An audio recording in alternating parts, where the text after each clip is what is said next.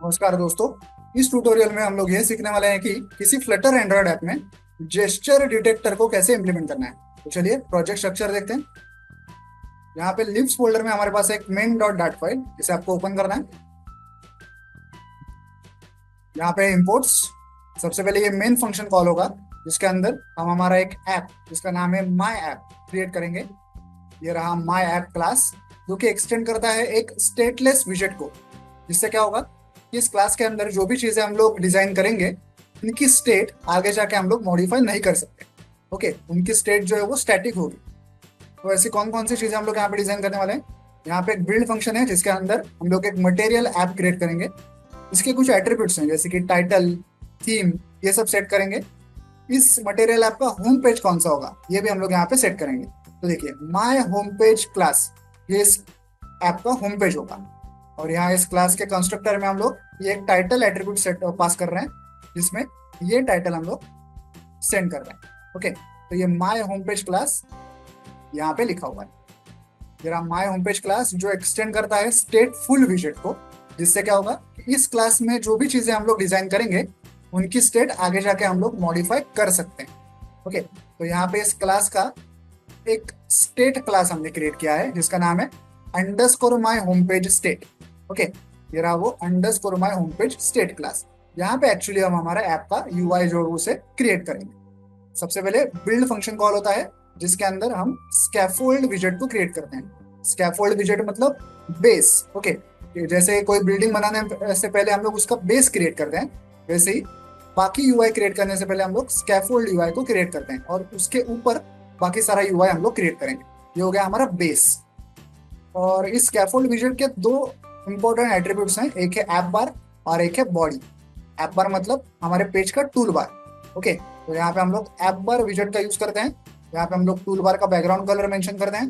Tool bar के ऊपर title कौन सा होगा वो सेट करते हैं। ये टाइटल कहाँ से आएगा, देखिए यहाँ पे जब हमने माय होम पेज क्लास का ऑब्जेक्ट क्रिएट किया था तो ये टाइटल वेरिएबल पास किया था। तो ये सारा टेक्स्ट इस टाइटल वेरिएबल में आ चुका है। तो यही वेरिएबल हम लोग यहाँ पे यूज कर रहे हैं टूल बार के टाइटल के लिए। ओके, तो यहाँ पे टूल बार तो रेडी हो गया हमारा। अब उसके नीचे बॉडी है। बॉडी में हम लोग क्या कर रहे हैं, एक सेंटर विजेट यूज कर रहे हैं। जिससे क्या होगा, इसके अंदर जो भी कुछ चीजें हम लोग डिजाइन करेंगे वो स्क्रीन के एकदम सेंटर में आ जाएंगे। ओके, तो सेंटर विजेट में क्या है हमारे पास, देखिए सेंटर विजेट का चाइल्ड एट्रीब्यूट है जेस्चर डिटेक्टर। ओके, और इस जेस्चर डिटेक्टर का जो चाइल्ड है वो है एक टेक्स्ट विजेट। ओके, तो ये टेक्स्ट विजेट जो है वो स्क्रीन के बीचों बीच एकदम सेंटर में हमें दिखाया जाए और ये टेक्स्ट वहां पे लिखा होगा, क्लिक हियर, ऐसा टेक्स्ट लिखा होगा। इस टेक्स्ट को हमने थोड़ा स्टाइल भी किया है टेक्स्ट स्टाइल विजेट का यूज करके। ओके, टेक्स्ट की फॉन्ट साइज हमने 24 ऐसे रखी है। ओके, अब ये टेक्स्ट विजेट जो है वो किसका चाइल्ड है, वो है जेस्चर डिटेक्टर विजेट का। ये विजेट क्यों यूज किया जाता है, इस विजेट में ऐसी ढेर सारी फंक्शंस होती हैं। ओके, जो हमारा user gesture, user interaction note कर सकते हैं। कौन कौन सी फंक्शंस होती हैं इसमें, देखिए इतनी सारी। On tap cancel, on secondary tap, और क्या है, on double tap cancel, on long press, on long press cancel.